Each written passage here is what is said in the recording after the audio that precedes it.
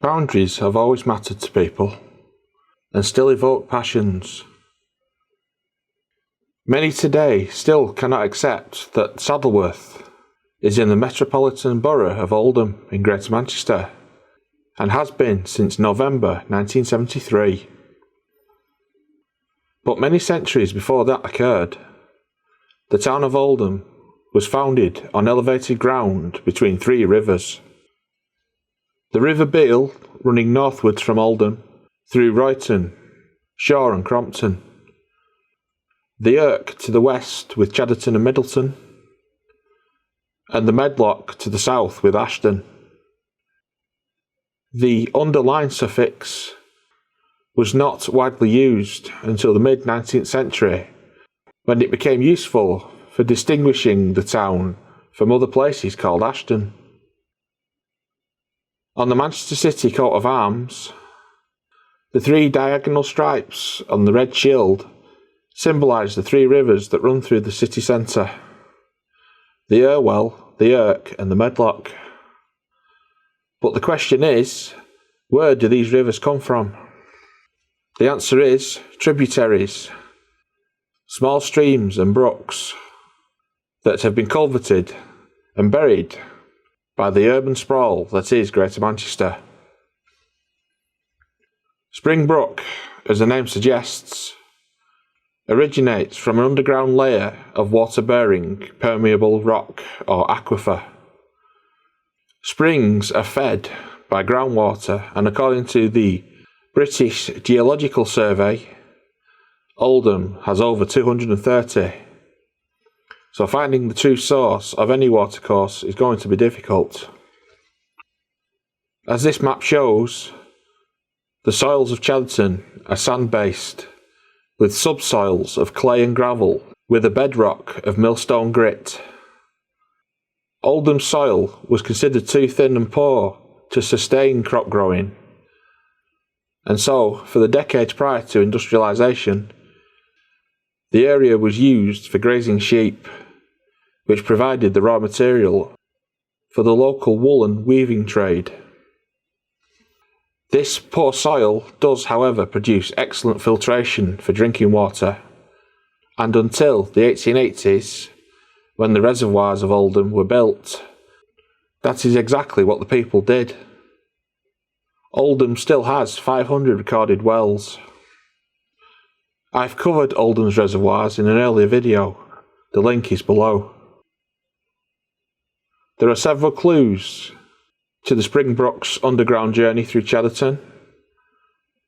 The first is Brook Street, which is where our journey commences.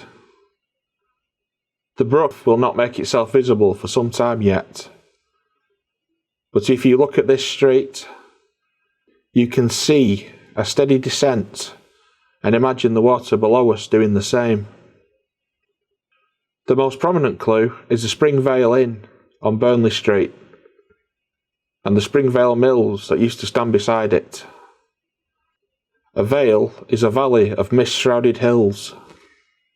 The Springvale Inn is nicknamed Khartoum, which is believed to honour a group of regulars who had joined the army and perished with General Charles George Gordon at the Battle of Khartoum in the Sudan in 1885. The next two locations, Springbank Hotel on Hunt Lane, which is on the next road from the Springbank Bowling Club. Both of these sites lie in the area known as Stockbrook, which will be covered in a later video. Whether this is in relation to another spring that feeds into the Stockbrook, I cannot tell. If you have any clues, please let me know. Looking at this map, we can see one of Springbrook's many tributaries emerging into daylight for the first time. I have marked the watercourse in blue to make it clearer. As you can see, the area is still undeveloped on this 1914 map, and the amount of smoke and smog generated in this era, you could still optimistically call it a valley of mist. This culvert empties alongside the Kemp Mill, The Kent, designed by George Stott in 1908, was demolished in 1994 to make room for Burnley Brow Community School. Her sister mill, the Manor, also designed by George Stott, was erected in 1906 and is still standing proud with her impressive Byzantine-style copper-covered dome. The Manor is built of red brick with stone dressings and is a Grade 2 listed building. Looking at this aerial footage, you can make out the Manor and Falcon Mills. The Kent was located here and stood for 86 years. Seen here in 1926, the mills are on the edge of the industrial expansion of Chatterton, beyond which there was only water and allotments until you reach Chatterton Cemetery. This is a few images of the area at the time. The fruit and veg of these tiny farms, growing in the nutrients washed down from the hills of Oldham, and from the Pennines where only sheep raising was possible. Looking back at this photo of the Spring Vale, can you see the large tent-like structures? These are seed cotton stores, a collection of tin huts and large tarpaulin sheets. Seed cotton means raw cotton, containing seeds and lint that have been harvested from the field, but have not yet been ginned. Adequate storage facilities for seed cotton are essential before weathering reduces the quality. Seed cotton may be stored in piles on the ground or in sheds so long as they are protected from weather damage and excessive ground moisture. Chatterton had countless amounts of these sheds to supply the massive demand of her 60 cotton mills. The old adage goes, England's bread hangs by Lancashire's thread. The Spring Brook continues to meander past Hunt Clough coal mine and under the current ground of Chatterton Football Club. Continuing our journey, our culverted brook travels through Chatterton Cemetery. We reach the suburban area known as the Nordens, lying in the valley archaically known as Hunt Clough. The name Nordens derives from North Dean or valley. Norden's Lane, later Norden's Road, a short stretch of what still exists as Norden's Street, was one of Chatterton's oldest roads and was one of the main routes leading to the nearby Chatterton Hall Manor House.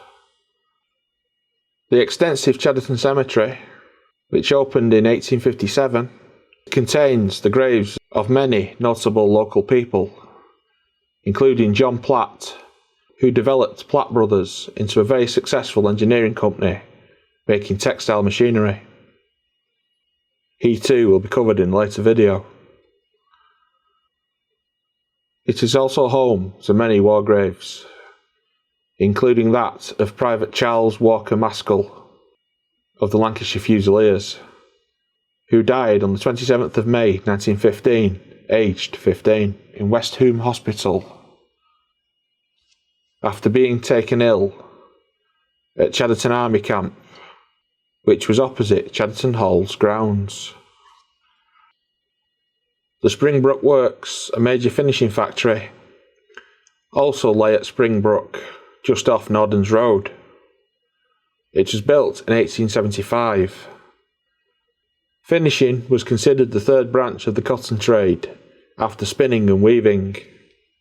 Companies like Sykes in Stockport only bleached and finished with chlorine to make white cloth, but firms like James Chadwick, here in Chatterton, were devoted to bleaching, dyeing and finishing, making cloth of many different colours.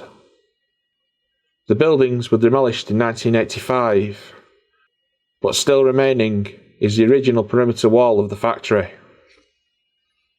As the cemetery continued to expand, a rather ornate boundary was built to separate the facility from the church grounds. Still standing to this very day, it creates an interesting landmark in an otherwise rectangular cemetery. Spring Brook Works had a reservoir that was supplied by one of the brook's tributaries. The same tributary that we saw earlier. In 1964, Norden's Road was the home ground of Oldham Town Football Club, previously known as Oldham Dew, who played in the North West Counties League. Locals referred to the football team as Chaddicks because it was run by the workers of the finishing works. They moved to Whitebank Stadium in Limeside in 1992, but resigned from the league at the end of the 2014-2015 season. As we arrive at Middleton Road, we encounter the Hunt Lane Tavern, a public house dating back to 1854. The pub has its origins as a farmhouse. The earliest landlord, Joseph Boardman, obtained a licence to sell beer at his farmhouse in 1840 and lived there with his wife Anne and 3 young children. The farm was a barn and some 20 acres. In 1914, the branch railway line of the Chatterton Coal and Mineral Yard opened, resulting in the realignment of Hunt Lane. The change meant that the entrance was moved further west and no longer faced the pub.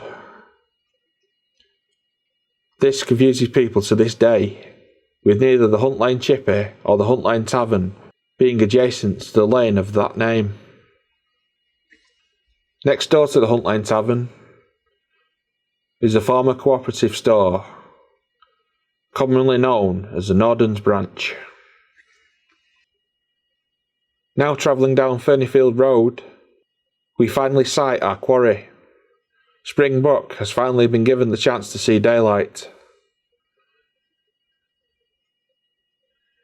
It is a decent stretch of water, but once again the culverts begin, and the brook disappears under Drummer Hill and the Ferneyfield Colliery. This colliery had its own 500-metre long branch of the Rochdale Canal. William Jones and Company began sinking a 3-metre diameter shaft here in 1852. But in June 1894, the Chamber Colliery Company, who now owned the mine, decided to concentrate all their work on Bent Mine, higher up in Oldham. They removed the pillars that supported the Rochdale Canal, causing subsidence, which let water into the workings, and Ferneyfield was discontinued. It was completely abandoned in 1897. Beyond Drummer Hill, we are greeted by an old friend, Chadderton Junction, on the Oldham to Middleton Railway. Regrettably, nothing now remains of the spectacular Werneth Incline, and only a footpath is left along the branch line back to Hunt Lane. The main line is completely buried under the new housing estate along Lydia Becker Way and its accompanying industrial estate. This too is the fate of Spring Brook. Not yet covered, but soon it will be another lost section of this wonderful waterway. Beyond Fox Denton Lane, and alongside the Swan Mill, on the aptly named Springs Road, we arrive at our final destination, Fox Denton Sewerage Works. This is where Spring Brook becomes another part of Wints Brook and continues its long historic journey towards Manchester. Eventually it will meet up with the Irk and become something greater as part of those 3 golden diagonal stripes.